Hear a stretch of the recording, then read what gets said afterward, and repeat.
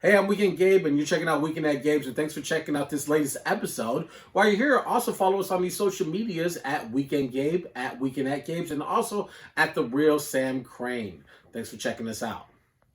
You're checking out Weekend at Gabe's with Weekend Gabe, The Real Sam Crane. Follow us on these social medias at Weekend Gabe, at Weekend at Gabe's, also at The Real Sam Crane. Your life expectancy will jump at least 2.3% by adding all three into your lives. That's just science, America. Trust the science. Trust the science. All right. Next up, one of our guests, straight out to go, has a great new EP out there. Shon Morant, SRT Shon, is joining us here on Weekend at Gabe's. Good evening, sir. How are you? How you doing? What's up? Good, man. Thank you so much for giving us your time a little bit. We appreciate it. The new record out there, Shon Morant, a little play off the NBA player, getting buckets on the cover, also targeting everyone moving on the album. So you are definitely getting it in. Let's talk about this project and why you chose Mr. Morant to be the person you wanted to model yourself after. If I'm being honest, I'm a very impulsive person. So I was in the studio one time, just high. And then we were playing 2K, so I'm like, you know what? Fuck it. This nigga Shon Morant be going crazy, I think. And then it's a Detroit rapper too. His name Babytron. He got a little album called Luka Trončić, and then I kind of drew inspiration from that. So I'm like, fuck it. I sat here before the show and I was like, why Shon Morant and not like, because you could have done LaShawn James, you could have done Giannis Antetokounmpo, you know. It was Shon Morant 110% of the way. Because Shon Morant just cold, you know, like that nigga.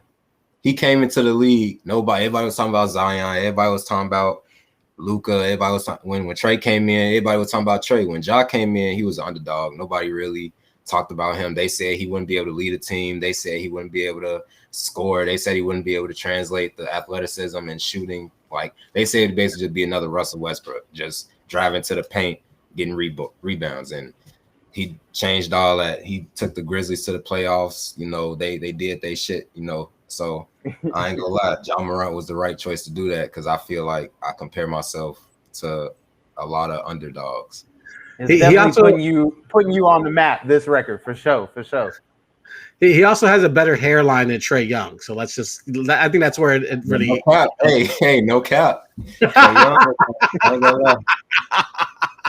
Trae Young probably saw some baby powder on his head every morning and call it a day. Trae Young got the Ashton Kutcher special. God damn. Exactly. Let's talk about this record a lot. Like, you know, you're very upfront. You're like, I'm trying to get on. Anything in my way is gonna get it. You're rapping hard, and really, it's just pretty much about the bars on this project. Where is that your intention? Is just like try to make sure every bar comes off hard.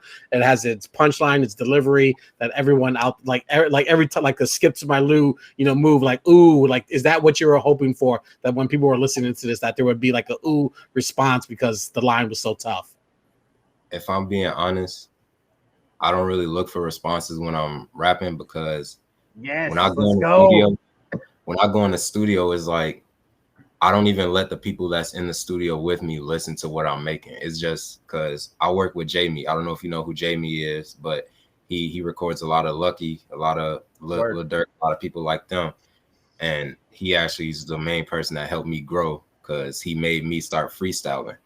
So literally, it's just me going off the top of my head, punching in and out. Going back. It's just a lot of that. So I feel like what you hear is literally just me talking on a beat because I say what comes to my mind first. Right. Yeah. And whether it's good or bad, you go hear what I gotta say. And no, word. I think you got to have like a pretty tight relationship with your producer to pull off something like that because you can't just walk into any studio with anybody and be like, this is how we're going to do it. You have to be built for it. Was that something he pushed you to do? Was it something y'all got to together? Like who started that up? He started it out. That man's he's definitely like all right, so one day, I think the first time I went, I had everything written, and that shit sucked. I'm not gonna cap, that shit sucked. Like when we made it, he was like, yeah, it's decent, but you should try doing this. Just let it flow. So I'm like, all right. So then I think that was the first studio session. The second studio session I made, but I guess I don't know if y'all listened to that, but I made that, and that was within like the first hour maybe. But I had made 2 songs before that, and those were written. So then he told me to freestyle. And then I think the last 15 minutes of that session, I made Evil, and that was a freestyle song too. So after that, he was like, you just got to keep doing this to get better, because if you keep writing, you may get stuck. And if you just freestyle, if you get stuck, you can always just look to what you wrote down already and then add it to what it is, because you already just talking off the top of your head. All you got to do is make it fit the beat. Right. Yeah. Is that what's the difficulty in sort of? It almost feels like you're learning on the job a little bit. Like you come in with a skill set, and then you're trying to like do what you do naturally, but then you're adjusting, sort of like almost to use a sports analogy. You're audibly inside the play and trying to like make it work. How difficult was it to sort of take his instructions and apply it? I'm gonna run off the sport analogy. It's a lot of sight adjustments. I'll put it like that. It's a lot of like, it's hard. I ain't gonna cap. It's hard, but it's easy, because sometimes I frustrate myself. Recently, I just had a session where I only made 3 songs, but I was so frustrated. I felt like I couldn't even finish the song because I couldn't think of shit. I was just frustrated. Like, it's hard. It's hard when you coming in not knowing really what to do, and just really just it fucks with your head, because a lot of people they when I first started out, they were like, yeah, you should just stop. They would just stop. They told me to stop. Even now, I still got people telling me to stop, but I mean, at the end of the day, how you go tell me to stop and you're not doing the same shit I'm doing? Yeah. Exactly. That's facts. And Kanye taught us that you can't take advice from people less successful than you. And this nigga with a mask on his head. Damn facts. But let's get into some of the records here. The first song starts off incredibly strong with Codename Kids Next Door. And I had a question unrelated to the music, but who was the best Kids Next Door character? Growing up, I like number 4, but I ain't gonna cap. Number 1, that's that nigga. Number 1 is that buzzing, nigga. But he's running the Trae Young hairline problem. Hell yeah. It's the same issue. I mean, his dad was number 0. He took after his dad. His dad ain't got no hair, so that's where that line came from. Facts. And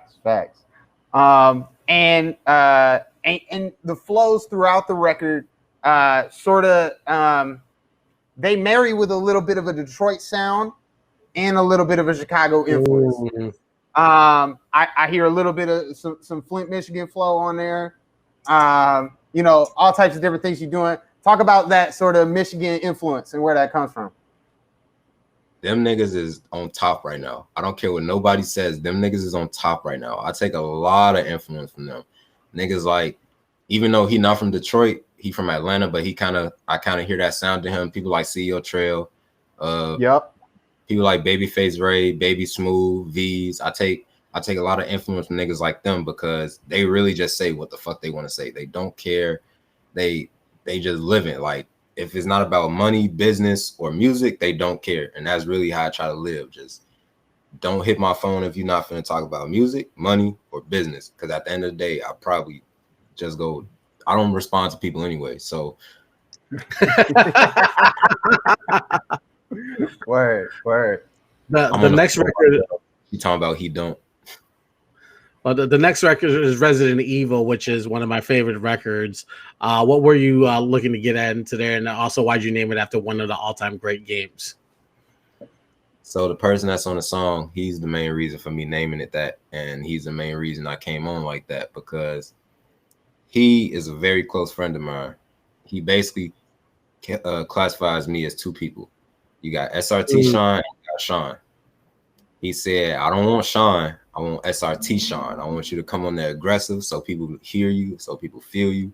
I like this the first song I got with you. I want you to really rap on it. And I'm like, okay, I got you. So, and then while I was in the studio, I'm a very like spiritually in tune person. You know, I feel energies and stuff. I felt like some real bad energy going on in the room while I was recording. So then when like the part where I said bang, bang, bang, them niggas was eating my French fries. So I felt something going on. So I'm like, you know what? I'm finna really go in on it. I come out, these niggas sneaky as hell. Jamie just sitting there looking at me, smiling. I'm like, what's going on? I look at my fries, they gone. I'm like, you know what? Y'all some evil ass niggas. I got something. He's like, what you want to name the song? I say, name it Resident Evil, because these motherfuckers just go beat some ass. They like, it was a large fry at that. I got everybody some food so everybody could eat. These niggas choose to eat my fries. That's disrespectful. That is definitely disrespectful. Yo, but I'm glad you brought that up, the difference between Shon and SRT Shon, because that was one of the things in your press release that we was reading was you have all these different personalities almost going when you're rapping, but you kind of have to be politically correct because everybody's someone, right? How do you keep those personalities in check? How do you stay in control? I don't. Simple as that. They like it's not they come out when they feel like it. Yeah, I'm not gonna lie. Like it's like I don't want to say it's like I got schizophrenia because I don't, but it's like I have different personalities. Like 1 minute I might be all in your face, 1 minute I might be reserved, 1 minute I might be fuck you, get away from me. Like I'm actually bipolar. I'm gonna say that I'm bipolar, and that has a huge deal with it. But keeping them in check, no, that's impossible. I've been trying for years. That shit's impossible. Is SRT an acronym for something, or like how do you break that down? It's the car, because when you manifest stuff into the world, you get what you want. And I'm a big fan of Dodge. I'm a big fan of Hellcats, all that shit. I feel like you put SRT in the name, is gonna happen one way or another. Is it? And it's always these like, you know, to change personalities. Does it take like an event like somebody eating your fries to really like trigger it? Like, so then my next question based off of that is like when you walk into a studio session and you're like, we're gonna record some songs today. What do you need to get going? Is it pack on deck? Is it drinks? Is it large fries? And I swear to God, don't touch them. Don't look at them. I'm gonna be honest with you. When I walk in the studio, all I really need, because I usually bring my own weed, so it's like all I really need is just the quick 30-minute to maybe 45-minute bullshit. Like I just need to bullshit for like 30 minutes. Because if I don't, then I ain't gonna lie. What I produce is gonna end up being bullshit. I gotta have that little period of just bullshitting. I can't smoke before I go in, because then smoking changed my thinking, because then I'm just calmer. I gotta go in with whatever pain I had during the week. I gotta go in, you know, talk about that, and then I'll smoke, and then it'll mellow me out. That's why in my songs you probably hear me start off aggressive, but it gets real mellowed out because I'm smoking as I'm going. Got it. That's you punching in, so it's different. Yeah. We're not getting the same Shon at the beginning as the end, because it's, you know, the time difference. So it's not like a one take type thing. That's interesting. That's fascinating for sure. My next question was it was actually Trillteo over at the Ghetto Flower who sent us your information. Talk about how y'all got linked up together and how y'all first met, because we've had him on the show before previously. So I was actually on Instagram because I've been trying to find a manager for so long, because I've been trying to start doing shows and stuff, get my name out there more. And that person that was my manager didn't really do their job. So it left me to just start doing stuff on my own. I was going on Instagram looking for blogs, you know, somewhere I could maybe get a start. So then I seen them, they were following Lyrical Lemonade. So I'm like, fuck it. It'd be, something to try. I messaged him, and then he gave me his number. We talked on the phone. He gave me a consultation, stuff I could do better, the usual. And then we ended up, he ended up adding me to the Garden playlist. Word. Shout out the Garden playlist. Facts. That is first playlist to ever be on. And I was like, you know what? You were rocking with me from the beginning. You don't even have to add me on your playlist. So fuck it. I gotta work with y'all. I gotta get something out of nothing, Facts. What's the plan for this summer? Speaking of shows, have you anything planned for the summer, for the fall? Are you going to be on anyone's showcase or stage soon? I hope, but so far I don't have any like offers, any messages, any nothing. So really, it's just gonna be me working, just keep putting shit out. I got a video that's getting edited right now, so you'll probably see that probably around September-ish, maybe late August. Word. All right. Well, we definitely love the new record, Shon. So keep grinding, keep at it. You definitely, aspire to be where you want to go. I love your confidence. I love your belief in yourself. So you got that going, and also you got a great product. Keep dunking on these motherfuckers. I swear to God, bro. You going hard. I think if what I was most impressed about is like you're like so disappointed. Like, yeah, I only got 3 songs out tonight. I'm like, 3 songs? Like that seems like a lot. And you're like, oh, I only got 3 out tonight. If I don't get at least 4, I feel bad because I'm in there for like 4 hours. I need to make a song. In at least 30 minutes. If I can't make a song in 30 minutes, it's a bad day. If I can make a song in 10 to 15, then I'm definitely finna listen to that song at least 3 to 4 more times so I can get back in that mode and go right back and do it again. So that's crazy. It's hard. I would assume like making a song a day would probably be like, oh, that's an achievement. But you're like, no. We got like, I need to get like a fucking EP a day to make it really feel like I'm doing something.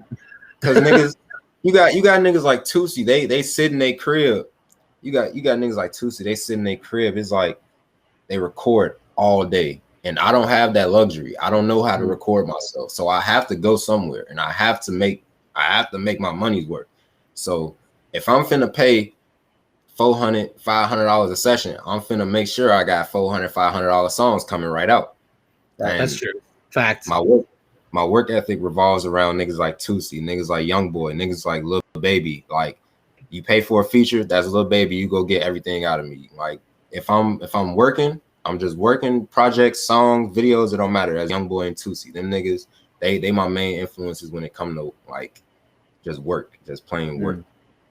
Got it. Well, I encourage everyone to go put Shon Morant into their lives. He's available on all digital streaming platforms. One of the best young voices out of Chicago is checking in with us here on Weekend at Gabe's. Thank you so much for giving us your time. SRT Shon, he will be driving such a vehicle in the near future. I promise you that.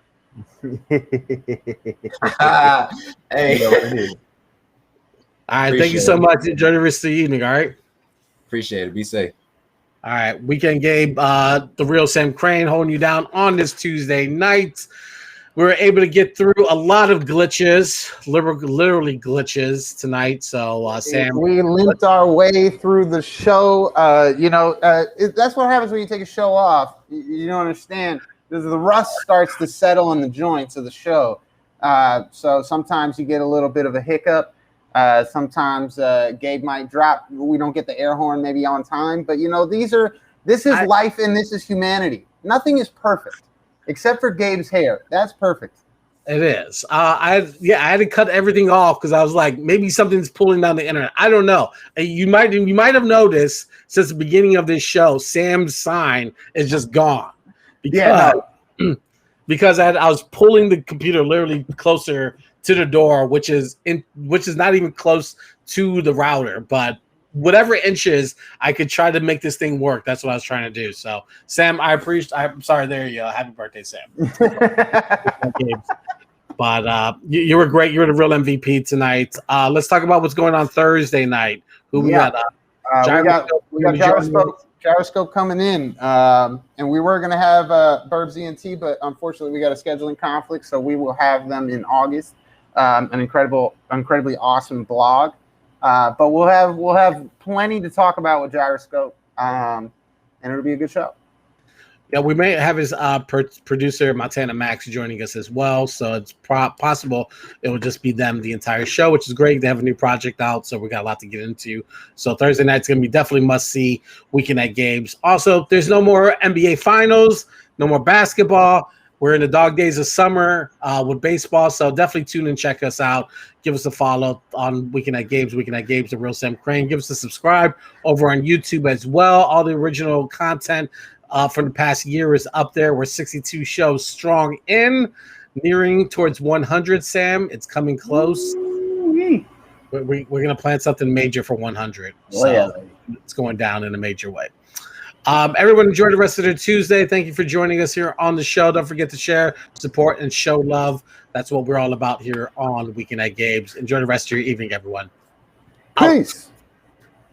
Hey, I'm Weekend Gabe. Thanks for checking out this latest episode of Weekend at Gabe's. Click on any of the links swirling around my head and also hit the subscribe button while you're here. Thanks for checking out us here on YouTube.